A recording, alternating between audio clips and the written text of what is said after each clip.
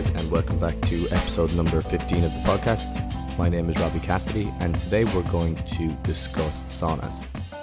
So I'm going to talk about the health benefits of saunas. I'm going to go into how it can improve your cardiovascular health, how it can improve your endurance, and how it's actually good for muscle hypertrophy, which is building muscle and gaining muscle. Then on top of that, I'll talk a small bit about why they can also be an effective recovery strategy from injury or rehab strategy with injury.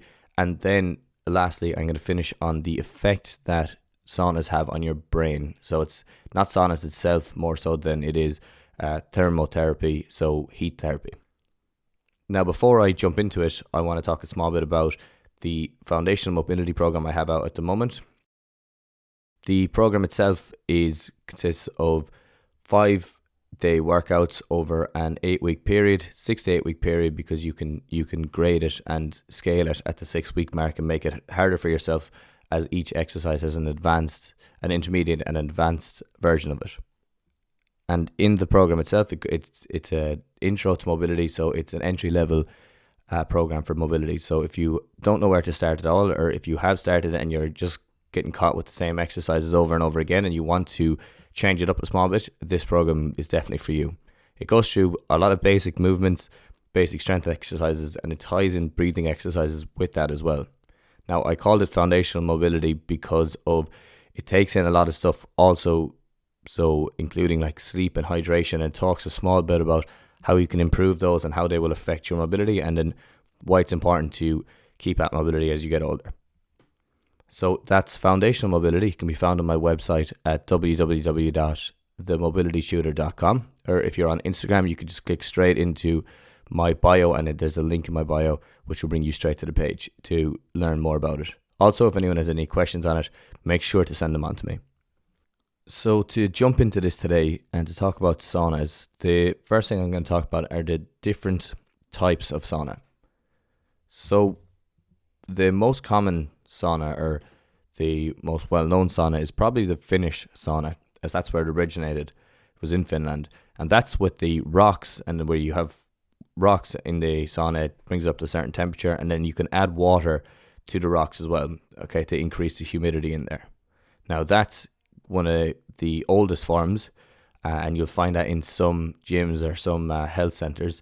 But what you'll find probably more common in those centers now is a dry sauna. And a dry sauna is similar. It has rocks, gets up to around about 150 degrees, but the only thing is there is no water, so you don't add any water to it, or you don't increase temperature. It's usually around about the same temperature all the time, or they can turn it up and down depending on where they are. So a dry sauna then is the other form. It's just when you get rid of the water. Now, another one then would be a steam room, and a steam room is it's smaller, it has tiled walls, it gets up to around about 120 degrees, that's Fahrenheit now when I'm talking about that, so 120 degrees of Fahrenheit, and then it's basically, as it says in the name, the room is full of steam, so it's really, really high humidity, a small bit harder to breathe, but you do get benefits from it, but it's the other saunas where you can hit the highest temperatures, because the steam room doesn't hit that high. The temperatures don't get that high. So another form then is an infrared sauna, and your infrared sauna is a dry sauna. It works off of infrared bulbs, and it basically heats your body itself. So it puts a heated glove around your body. So the longer you stay in there, the hotter you're going to get, obviously. But once you turn up the temperature, it waits till your core body temperature comes up. So it's not the room that's hot itself, it's more that your body gets hot. And that uses, as I said, infrared bulbs. And that's a dry sauna. So there's 4 different types, and really all of them are good. You just want to look for the one that, when it comes to saunas, and as I'll talk about, it comes to the heat, and the heat is the most important thing. So as you hear me go through this, I'll talk about different heats and different session lengths or durations. And you'll see how it'll be easier to hit certain things with different saunas. Now, the infrared sauna is one that I use myself the most often, as I don't have access to a Finnish sauna or a dry sauna, and there's shown to be a lot of benefits from that as well. Jumping into why the effects of a sauna, or how a sauna can improve your health, we'll start off with discussing how it can help regulate your stress or relieve your stress. So it helps regulate cortisol in your body, and cortisol is the stress hormone that's released, which then on top of that, when you actually get into the sauna, because of the fact that it's such an intense heat and you don't really focus on anything else, so your point of focus or your mind gets still to the point that you're just trying to get through the time that you're in there a lot of the time. Now you can practice your breathing routines and you can go reading and stuff like that, but it's taken that away from everything else that's going on, and it brings you into the present moment, and through that then you can help your body relax down, and then afterwards you're feeling very relaxed. And that comes back to the stress response. So the fact that if you have a fight or flight reaction to something, after that then you'll relax down. So think about when you're exercising, how good you feel after exercise, or how relaxed you feel after exercise. It's the same when it comes to the sauna. You're stressing the body so much, or to the point that it is feeling like it's overwhelmed in certain circumstances. Then after that, because of that really high stress state, your body comes into a parasympathetic mode, which is a more relaxed mode. Now, just that alone, taking your stress down and relieving stress, is going to play across to everything else, and how it affects your immune system, and how it affects your recovery, and how it affects your body in general and your brain. So I said I'd start with that as the first point, and then we could talk about everything else after that. Now, there is research that came out a couple of years ago from Germany, and they found that people who use saunas a couple of times a week, 3 to 4 times a week, were less likely to develop colds, the flu, and different illnesses, similar illnesses like that. And the idea was, or the thought behind it was, that the fact to the exposure to heat and steam, that caused the body, or helped the body, to develop more white blood cells as a reactive. So because you're putting yourself under such stress, the body has to react and adapt, and to do that in this way, it increased the white blood cell count. And that's what they put it down to, of why they got less colds and flus. On top of that, then, it reduces your risk of cardiovascular disease, and cardiovascular disease is like a stroke or a heart attack. And the reason it did that is because they found that regular sauna use reduced stress a good bit, or enough to yield significant cardiovascular benefits. So they did a study. It was a 20-year study, so it was a longitudinal study, and it was on 2,300 men, okay, in ages between 42 to 60. So the population was male. Now, they were categorized into how often they use the sauna. So if they use it once a week, 2 to 3 times per week, or 4 to 7 times per week. And then at the end of that, they found that the people who use the sauna more had less risk. Okay, and to break it down into the percentages, they found that people who use it 2 to 3 times per week had 22% reduced risk, or less likely to experience sudden cardiac death. So that's the one that they were measuring on this. And then on top of that, they looked at those, or that was compared to the people who use it once a week, and then the people who use it 4 to 7 times per week were 63% less likely to experience sudden cardiac death, and 50% less likely to die from any cardiovascular disease. So fairly significant results coming out of that study in Finland, and it just shows the benefits of it itself in a snapshot of how they can benefit, or how it can benefit you. Now, that cardiovascular disease, I'm no physiologist, so I won't go into the real detail on how that is affected or how that is improved. But when you just think about how it reduces the cortisol in your body and reduces stress and helps you to relieve stress on a day-to-day basis or over a whole week, what effect that will have at the end of the year, and what effect that will have on, let's say, your blood pressure, your anxiety levels, what effect that will have on your heart rate, and how it could ameliorate the effects of chronic stress on the body. In a snapshot then, to look at the effects of sauna use, or thermoregulation, or thermotherapy, you can break it down into improved cardiovascular mechanism, so that reduces your heart rate, lower core body temperature when you're working out. Then on top of that, your sweat and your sweat sensitivity is improved, and that improves your thermoregulatory control. Then on top of that, it increases your blood flow to skeletal muscle, and this is blood flow to the skeletal muscle. It's called muscle perfusion, and it also improves that to other tissues as well. So because of that improved perfusion, or improved blood flow, you have a reduced rate of glycogen depletion in the muscle. Okay, so glycogen is stored in muscle, it's used for energy, And because you have better blood flow to the muscle, you don't use that glycogen as much, so it doesn't get or it's not required, because there's enough nutrients come there to the muscle when it's needed. Now, on top of that, it increases your red blood cell count, and that's due to erythropoietin, so EPO. Now, I don't want to go into the physiology of it too much, but it does help give people a better idea of why it improves, or why it's so beneficial. And on top of that, it increases the efficiency of oxygen transported to the muscle. So if your red blood cell count increases, if your EPO increases, then you have a better efficiency to transport oxygen to the muscle, which will make them work more effectively for a longer time. How can sauna use be good for endurance events then? So through using the sauna, you're going to, as I mentioned, a lot of the benefits before, it's going to improve your thermoregulatory control. So you're going to sweat faster, you're going to sweat for longer, and at a lower core body temperature. So your core body temperature is going to be regulated more effectively because you're used to being in a hot environment, and because your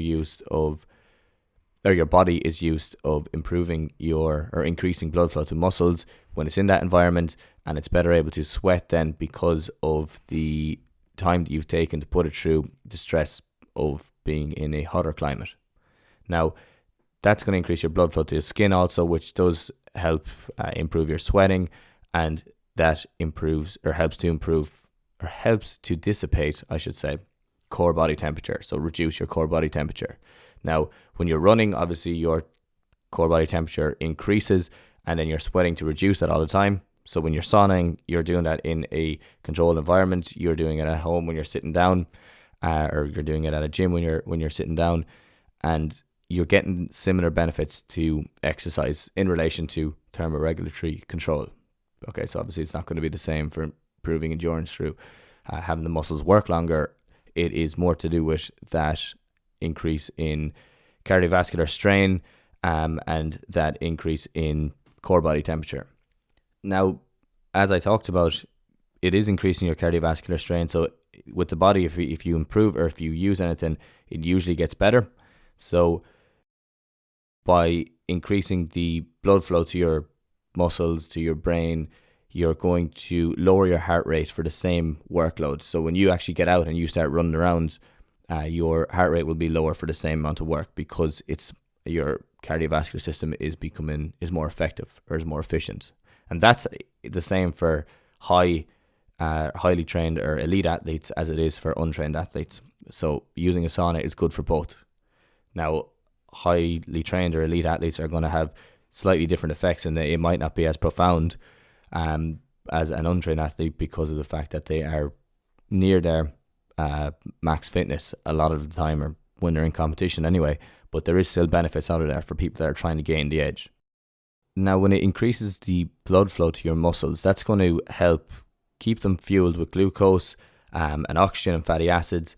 So when it'll also remove byproducts such as lactic acid. So it'll help you improve, or help you to recover faster because of that, but it'll also keep the muscles stored with energy, or supplied with energy. So that improves the delivery, and that reduces your, what they say, dependence on glycogen. And as I say, glycogen is stored in the muscle, and that's why I'd say for a marathon runner, they hit a wall around about the 20-mile mark when they're running, and that's usually when muscle glycogen completely runs out, or it's depleted. Now, using a sauna can reduce that muscle glycogen use by 40 to 50% if used effectively, and if used for the right amount of time over the right amount of weeks. It can do that, and that's most likely what the research is saying is due to that improved blood flow, improved cardiovascular function, and better delivery of nutrients to the muscle. So as an example, then they found that one study looked at a 30-minute sauna session twice a week for 3 weeks after a workout increased the time it took for study participants to run until exhaustion, and it increased the time by 32% over baseline. So that's a massive amount. That's such a big improvement in performance. Now, when I look at the study, I can't tell you if the sample size was very small. It was only six people that were in it. But if it was highly trained athletes, or if it was just a normal Joe Soap weekend warrior. So obviously the results have to be taken into account or into context. So not everyone is going to get 32% improvements, but it is still a massive improvement. And they tied this back to the fact that their red blood cell count had increased through EPO. So that's erythropoietin. You'll hear about it in the Tour de France. A lot of the cyclists are doping with it. It's naturally occurs in the body anyway, but a lot of the cyclists dope with it because it improves your or increases your red blood cell count. And your red blood cells primarily deliver oxygen to the muscles. So you have more oxygen delivered, your endurance will improve over a longer time. Moving on from that, then looking at the effect of sauna on hypertrophy or muscle hypertrophy. And hypertrophy is building muscle for anyone who hasn't heard of that term before. So bodybuilding or just even gymming for yourself, that's muscle hypertrophy when you're looking to get your muscles bigger or to grow. Now, on a day to day, we're basically working between, our muscles are balancing between a thing called protein synthesis and protein degradation. Now, heat therapy is going to reduce degradation. Now, synthesis is increasing, degradation is reducing. That's the easiest way to think about it. Now, heat reduces your degradation or reduces your muscle loss. Now, and the sauna can tie into that because the sauna improves it through induction of a thing called heat shock proteins, which we're going to talk a small bit about.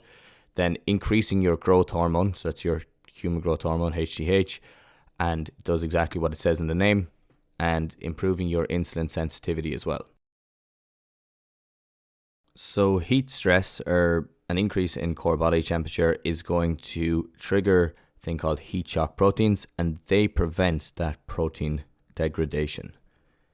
So basically, when your proteins don't fold properly or get damaged, heat shock proteins can repair that and ensure that proteins have the proper structure and function when needed. Now, on top of that, it can prevent damage from free radicals or oxidative stress. So oxidative stress is caused by exercise, and it's one of the main contributors to protein degradation or protein breakdown. And they found that those heat shock proteins can counteract that, but just only 30 minutes of intermittent hyperthermic, so that's a sauna treatment at 41 degrees. Now, this was in rats. They say rats are similar to humans. I don't know in what way, or I'm sure they are physiologically in some way, but the muscles I'm sure work the same. But that has to be taken with a pinch of salt as well. 30-minute intermittent hyperthermic treatment at 41 degrees showed a robust expression of heat shock proteins. So they found a 30% more muscle growth than the control group of rats during the 7 days subsequent to a week of immobilization. So basically, the rats that were put in a makeshift sauna had 30% more muscle growth over the control. So the control is a group that didn't have any sauna at all during the 7 days before or after a week of immobilization. So immobilization is just, let's say, put them in a cast where they can't move, and then put them into a sauna and watch that the muscle grows a lot more. Now, that's obviously going from little or nothing, no movement at all, to normal movement and sauna. So it has to be taken into account and taken with a pinch of salt. But it is positive in that it does show that sauna and heat shock proteins can improve muscle growth. Maybe not 30% all the time, but it does show an improvement at times. Now, on top of that, saunas also increase your growth hormone. Now, growth hormone is involved in protein synthesis, and it decreases that protein breakdown as well, or degradation. Now, this, when they looked at what people had to do to increase their growth hormone, there was some crazy studies. A lot of them even were back in the 80s, but 2 20-minute sauna sessions at 80 degrees Celsius, 176 Fahrenheit. The reason I'm saying Fahrenheit is a lot of saunas, as they're American made, when you go into them, the temperature clock will be in Fahrenheit. So that I can just say both of them just so people have a better idea. Now, 2 20-minute sauna sessions at 80 degrees Celsius or 176 Fahrenheit, separated by a 30-minute cooling period, increased your growth hormone levels twice, so twofold, over what they were at baseline. So that's 2 20-minute sauna sessions at 80 degrees.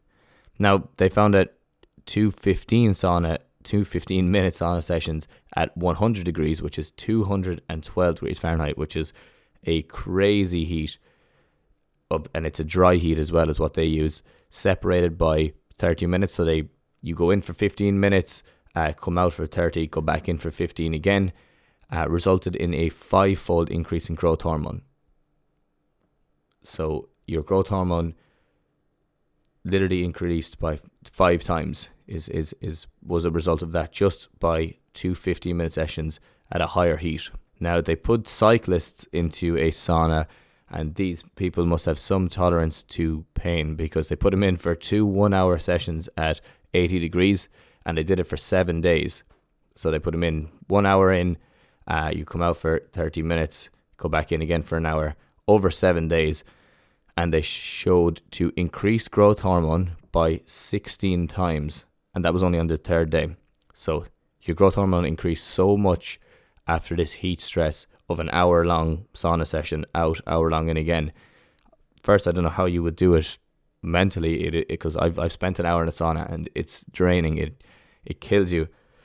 You feel so weak after it. So I don't know how you could get out of an hour-long session and then go back in again, or even have the idea of going back into it again. But it does show the benefits of 16 time increase in growth hormone. So how that would be good, you can see how that would be excellent for recovery after a training session or after a gym session, and how it could also be good for body composition if you're a bodybuilder, if you're working on competition, or you're going for a competition, how that could increase or improve your ability to grow muscle. Now, they found also that if you mix saunas with exercise, that they have a synergistic effect. So your growth hormone increases synergistically. So that's why they work so well together. That's why it can be so good for recovery, and it can be so good for injury rehab. Lastly, I want to talk about the effects that sauna use can have on the brain. When we look at the brain, a lot of the time we're looking to, from my perspective anyway, we're looking to improve your ability to form memories or to learn, and improve the overall function of the brain. Now, as the brain is just the head of your central nervous system, its neuronal regrowth is what you're looking for a lot, and repairing nerve damage. Now, neurogenesis is something that I've talked about extensively in other podcasts, and one I've talked about in a thing called neuroplasticity podcast. If anyone wants to check that out, it's how your brain adapts and changes to new learning.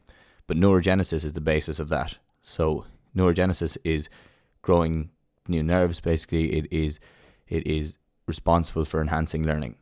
Now, heat stress has been shown to increase expression of something called BDNF, or brain-derived neurotrophic factor. Now, this is also improved at exercise, and I talk about that in previous podcasts also. But it's so important. If you're looking to learn something new, your brain has to adapt, and that is to anything. So it can be learning a new skill, learning a new language. It could be learning how to be more self-aware. It could be learning about your body, how it works, or improving your, let's say, landing mechanics, improving your gait cycle, improving even your strength. Everything comes back to learning and how your body perceives something, how your brain and nervous system perceive, because everything is taken in and recorded. So heat stress, as I said, increases the expression of that BDNF, and then because BDNF, or brain-derived neurotropic factor, increases the growth of new brain cells, and it actually also improves the survival of existing neurons that are there already. So this is thought to be responsible for, as I said, enhancing learning, but its role is really important in modulating neuroplasticity and long-term memory. So that, as I mentioned, that neuroplasticity of when you are trying to learn a new skill, the BDNF is the main factor, or the main one of the main, factor is the easiest way to say it, involved in promoting that neuroplasticity. So on a base level, neuroplasticity is what you're trying to achieve, but you need this BDNF to achieve it.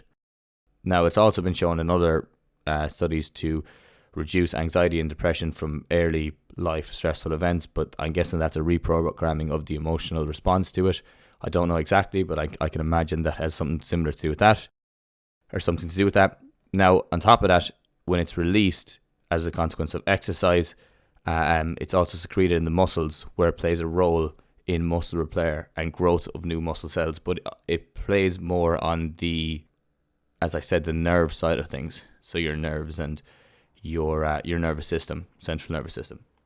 So to improve your nerve growth, because obviously you need nerves in the muscles to be innervated, you can see how the BDNF, even though it's brain derived, you can see how that also would improve your muscle repair and growth of new muscle cells. So to get into the details of it, and just before I jump into it really quickly, 2 other things we're looking at in the brain when we're looking at function is norepinephrine, and we're also looking at prolactin. So norepinephrine, it helps to improve focus and attention, and then prolactin promotes this thing, myelin growth. And the myelin sheath is on the outside of your nerves, so it improves nerve conduction. Even if you look at just a nerve by itself, let's say your sciatic nerve, it's broken down and you have all these myelin sheaths across it. Now, multiple sclerosis is a degradation of that myelin sheath, so that the nerves can't send signals as effectively as they should. So it's a breakdown of that myelin sheath. So that's why in multiple sclerosis, movements can be a lot slower, because that myelin sheath is affected and the nerves can't send it as quick. So you'll have sensation loss with it as well. Now, that's a small bit of a different lesson, but basically, as I said, that prolactin promotes myelin growth, and that makes your brain function, quote unquote, faster. And this is key in repairing your nerve cell damage. And then when we look at saunas and what a sauna can do, a study done on men found that using that 80-degree mark, so the 80-degree mark is something that I'm going to touch on, that it's been throughout this podcast, it's been the same. It keeps coming up as an excellent mark. So that's the 80 degrees, 176 degrees Fahrenheit. A lot of the benefits are got just from that mark. Now, they put these subjects in until subjective exhaustion. So that's subjective is what you feel yourself when they feel that they couldn't go any longer. So they put the guys in there until they felt they couldn't go any longer. They were completely exhausted. And then they tested and they found that they had an increase. Norepinephrine had increased 310%. So, and then prolactin had a 10-fold increase on top of that. So you can see there how sauna use or hyperthermic therapy can improve your focus and attention, and also improve your brain speed or your brain function and your nervous system effectiveness and efficiency. Definitely shouldn't be overlooked. It also, another point would be that it modestly decreased cortisol levels, and that's that stress hormone that we talked about earlier on. But I want you to think about that for a second, how an increase of 310%, especially as we age, how that can benefit you, how that would benefit your brain. It might not be yours. It could be like, you might be thinking, if you're younger now, you'd be thinking that's probably not something I have to worry about too much at the moment. But for your parents, how effective that could be in reducing the effects of any of these neurological diseases. Even looking at something that I'd be interested to look at a bit more would be Alzheimer's and dementia. And they have used sauna for Alzheimer's and dementia to see how it counteracts it, and there has been positive results. So it's something, if Alzheimer's and dementia is a decrease, I don't want to say decrease in a reduction in brain function, but your memory is particularly affected with that. And if that's caused by not enough BDNF or not enough norepinephrine, not enough prolactin in the brain, which I'm not saying it is, but if that contributes to it, you can see how that sauna would definitely have a huge impact on improving brain function and making the brain healthy again. When they looked at women then in a similar study, they did 20-minute sessions in a dry sauna twice a week, and there was an 86% increase in norepinephrine. That's only from a 20 minute sauna, which is excellent. And the other one was done until complete exhaustion, and they found that it was a 510% increase in prolactin after that session. So massive increase in prolactin as well. Also a very big increase in norepinephrine shown in women. So it does, women and men, or male and female, there's similar results maybe if they left the ladies in for longer, they probably would have had a larger increase in norepinephrine. And there is definitely there's definitely a point there that women may have been able to last it a small bit longer than men because their pain tolerance is usually better. And you notice it even working in the gym. You'll notice that a lot of the ladies are able to really push on when the guys are starting to fail. And it might not be with lifting weights. It could be more so to do with endurance stuff, that pain tolerance is a small bit, or it seems to be, this is subjective experience now, seems to be they're better able to tolerate it. Now, whether that be with childbirth or whatever effect that is from, I don't know, but it's definitely something that I notice in the gym a small bit more. And that's because I'd be working in a gym, so it's something that I see on a day-to-day. Now, that's kind of everything I wanted to discuss today. I touched on, a quick recap, I touched on the health benefits of saunas, how it can affect or reduce your risk of cardiovascular disease, how it can increase your white blood cell count, which reduces your risk of illness. Then I talked about the effect on endurance and how it improves cardiovascular function and efficiency, and how you don't use glycogen as much after saunaing, and then glycogen is your energy source, and then how its effect on muscle hypertrophy, which is increasing muscle size, and how that can affect injury rehab. And then lastly, I talked about the effects of saunas on your brain, so for neurogenesis and improving brain function, and why it's associated with better brain function afterwards. But that's everything I wanted to talk about today. Just a quick disclaimer, I should say, if you have any poorly, and this is disclaimer taken from a research paper, if you've poorly controlled blood pressure or angina, abnormal heart rhythm, or even something like heart failure or advanced heart failure or congestive heart failure, it's definitely better to speak to your doctor before using a sauna. So don't just go in for an hour-long sauna now and say that Robbie said to do it. So definitely consult your doctor before you do something like that, or before you start experimenting with it, just to be on the safe side and make sure everything is okay. But that's everything, guys. Thanks a million for listening. A quick throw, I'm just going to jump on the foundational mobility again. If anyone is interested, check it out on my website at themotherapy.com. You can see it through the link in my bio, and that is a 6 to 8 week scaled program. So it starts at intermediate. You can work beginner, intermediate. You can work your way through the exercises, give you a better idea of how to structure a session, how to tie breathing in with mobility, and how to build on your base movements. And then once you have done that, you can increase it to the advanced, and you can really start working on the more specific, more advanced mobility exercises. It takes around about 20 minutes a day. And as I said, you can see on my website, I go through all the details, or go through it in more detail. So thanks again, guys, for listening. I wish everyone a happy new year, because it's the 2nd of January right now when I'm recording this. And I will chat to you all very, very soon. Chat to you again next week. Have a good one.